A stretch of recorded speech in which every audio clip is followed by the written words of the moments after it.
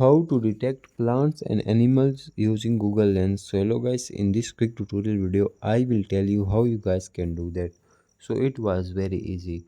For that we will simply go to Google Lens app. If you guys don't have, you guys can download it from Play Store. So simply click on Google Lens app. Once we click here, you guys will see open camera.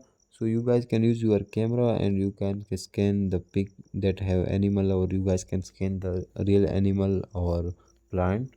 But I will simply click on the pic. So I have rectangle type shape on monkey. So it's selected automatically. Here you guys can see it says monkeys. Also you guys can see the image shows a group of long tailed Marco Frickarulu. These monkeys are commonly found in southeast. Like they give me all history. So for example, I want to search for plants, so I will simply select the plant area.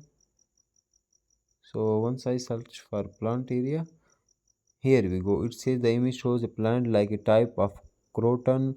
So that's how you guys can use it, Google Lens, for plants and animals identification. Thanks for watching.